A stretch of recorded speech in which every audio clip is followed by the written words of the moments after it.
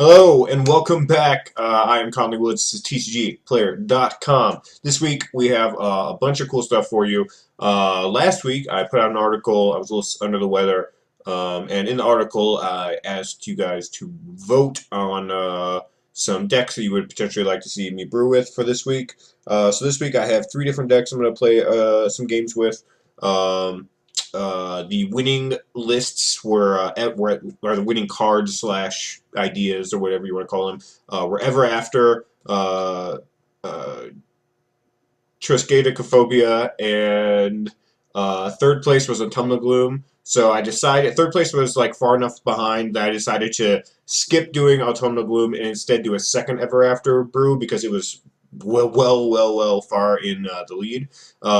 So up first, as you can see here, we have a pretty straightforward Ever After brew. The idea behind this particular one is it's kind of a mid-range Jund approach to the deck. So Ever After here, for those of you not familiar with the card, it's a double Zombify that then goes to the bottom of your library. And there is a lot of different aspects of this card you could try to abuse. The aspect that I thought was most abusable in Standard is the double Zombify aspect, so just getting a lot of value off of 2 creatures. So this deck in particular just looks to play a ton of value creatures with a couple of cool synergy options with Forever After. And the idea being you just play a mid-range game where you try to go over the top of your opponent, and then you use Ever After to just, nail in the coffin or to come back against control, whatever it may be. This is kind of like your late game reset button. Kind of the way Frights was back in the day. Frights had a little more mana acceleration because there was a lot more options in Llanowar Elves and Avacyn's Pilgrim, stuff like that. But it used a very similar concept, which was, mana ramp into reasonable creatures that you just want to play, and then when those creatures die, unbarrel rights them right back. And so we're kind of doing a similar thing. So we have no 1-drops, though, which kind of hurts us in the mana elf department. But we have 4 Deathcap Cultivator, which, is a similar card to those cards. He's not actually going to get Delirium basically ever in our deck. He can get land, he can get creature, he can get sorcery-ish if I mill this or discard it, and that's where it ends, because we're just jamming all creatures, 34 of them you can see here, along with 23 lands, and then 3 sorceries. So he's just not going to get Delirium. We're willing to make that sacrifice and play the Mushroom Man just as 2 in the desk for a black or green. That's fine with us. The other 2-drop slot, Sylvan Advocate. Great 2-drop in terms of providing you some defense early. Being a 2/3, he's decent against aggro decks. Also good offensively against opposing planeswalkers and stuff like that. And particularly well with Woodland Bellower, who we're going to talk about in a little bit, as he basically always comes out as a 4/5 Vigilance there, and a 6-mana, 6/5, and 4/5 Vigilance that also increases the size of your Hissing Quagmires. That's good times. So there's that going on. Also, one of the things we try to do is basically we're trying to go over the top at every possible point of the curve we can. So we're trying to have bigger, better creatures or cooler creatures or bigger effects, what have you. And Sylvan Advocate's basically the best 2-drop at just being a good rate. The other option here was Asylum Visitor, which I considered, but I ultimately decided that Sylvan Advocate was just a better choice. At 3-drop, we have Tireless Tracker filling in that role. It's just kind of like the best possible thing you can be doing at this cost. Tireless Tracker is just very good. He gets very big. We have a couple synergies with him, like Evolving Wilds. He obviously draws us some cards, which is nice because we need to get that kind of utility out of our creatures because, again, we do not have spells. So our creatures are looking to pull double duty and do things like produce mana or draw us cards, or again produce mana and sift through the top of our deck, or steal cards from our opponent's hand, or whatever, or kill our opponent's creatures. Like whatever it may be, our creatures need to be doing it. So Tireless Tracker is kind of in there as the utility draw spell dude, who just also happens to get big. Also is a must answer. One of the kind of goals of playing a deck like this is just remove your opponent out of removal. Every card you play has to be killed. If you consider Deathcap Cultivator one of those, which I think most people would, literally every card you play just like has to die. We haven't even got to live yet. I'll get to it in a second. But I guess maybe not a Catacomb Sifter, but even that's kind of a stretch. But they just have to use remove on all this stuff, and as they're doing that, you're getting value off of your comes into play abilities, off of your tokens that come with it, whatever. And then once all that's said and done, if your opponent can even deal with the extra value you got, you have Ever After to just bring it all back and just make them use 2 more removal spells, leaving you with a little bit more value every single time. So yeah, moving on from Tireless Tracker, we're getting to Olivia. Olivia is kind of like one of the special cards in the deck. Not a lot of people have been playing this. And she is legendary, but because of her ability, we don't really care about running 4 of her. The goal with Olivia is, A, she's a 3/3 flyer for 3, which is fine. And just you just cast that. That's not a bad card necessarily. But then her ability allows her to combo not only with Ever After, but just with the rest of the deck. And just your caster creatures, they have haste, which is a crazy strong ability. You get to discard a card of your choice. That card can be something large that you're going to return with Ever After a little bit sooner. So, like, let's say I turn 3, Olivia, turn 4, play Thought Not Seer, discard a card, make it a 5/5, which is already huge. The card I discarded is a Tarka. I'm sitting on an Ever After in my hand or whatever. If I don't win the game, even if they answer all my threats, let's say they answer literally every one of my threats from that point. On turn 6, I get to cast Ever After, getting back Olivia, Dragon Lord, or Tarka. Discard a card, you know? See what I'm saying? You see how it works? But yeah, so she just turns some crazy plays in your deck while not being a bad card herself, which was my goal. I had a lot of other bad cards in here that I tried. You can see a couple other haste granters as one-ups. They're both legendary, and they're both worse than Olivia. But they're fine. I think Sirach's fine, 4 mana, 5/4. You don't want to be drawing a lot of this, which is why there's only 1. And then Dragon Lord Culligan, again, fine. 6 mana, 6/5, flying haste. Giving your other creatures haste is big. We want those kind of things in the deck just to have Ever After provide some explosion. But at the same time, we don't want the cards to be bad. And I don't think any of these cards are bad on their own. We have 6 effects that give haste. I think that's quite a bit, in addition to just having cards that have haste naturally, like Reality Smasher. So I think we're in a pretty good spot there. Next up is Catacomb Sifter. Mana, particularly colorless mana, which is important for these 2 cards. Also, card filtering. When you have...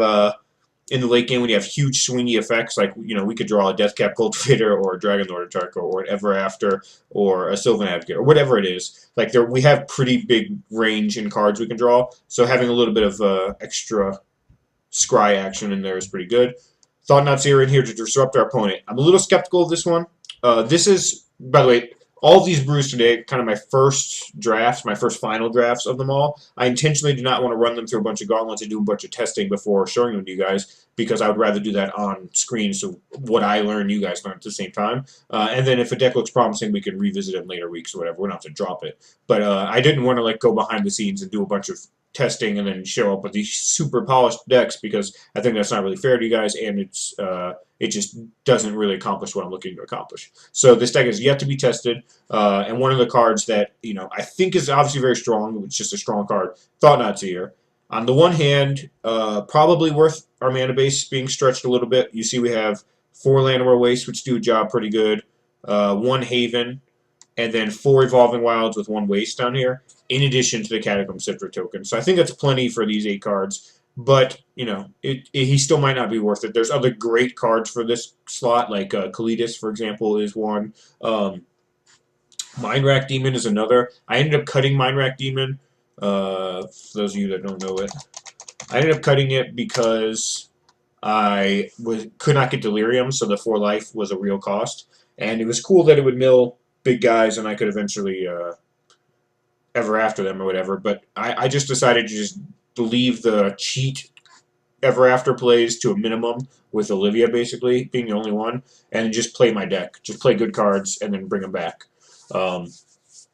So Thought Not Seer's in here to do just that, to be a good card and to be brought back. Like, even if I take your best card out of your hand, you kill it, draw a card, and then I bring it back, take your best card again. Even if you drew a pretty good card off of the trigger, I'm still ahead. I took your best card, or the card that hurt me the most, twice, and you've gotten to draw 1 card. Even if you deal with it again and you draw another mediocre card, I'm probably still a little ahead. So I don't feel too bad about this thing coming in and out of play.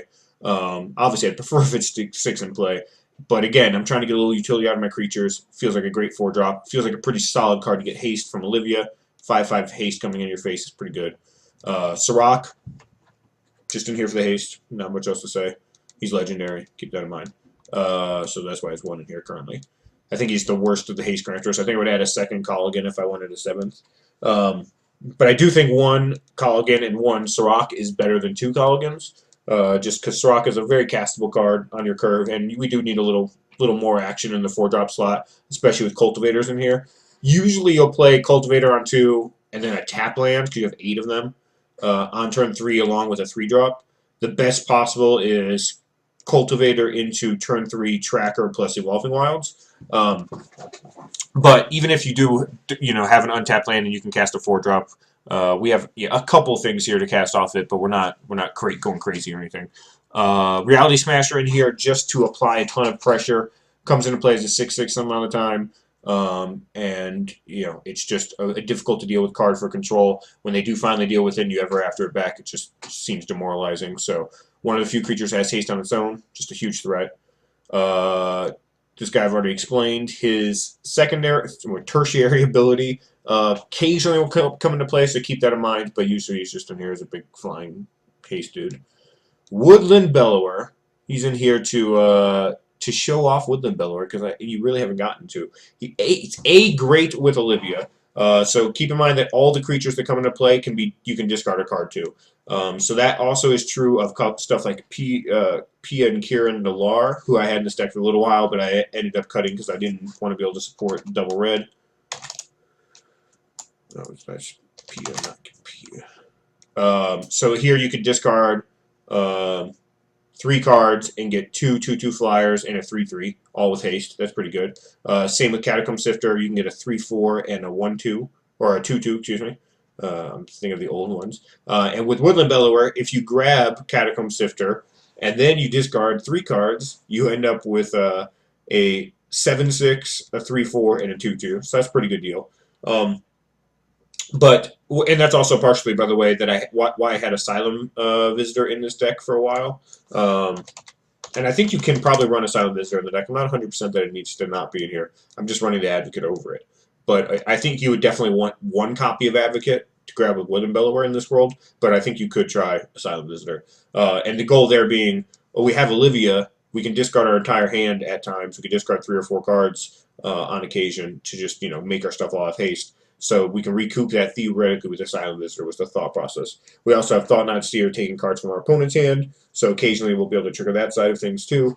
So it just seemed like a cool idea, but I ended up just sticking with the Tireless Tracker and ignoring this and being like, Woodland Bellower can grab Tireless Tracker. Ever After is our card advantage, so no room for Asylum Visitor. But Woodland Bellower in here is in here just to be super versatile.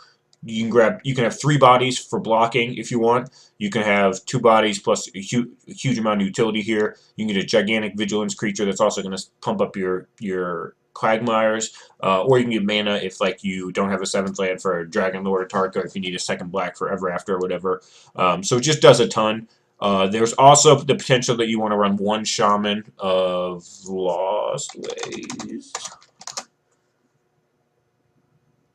I'm gonna.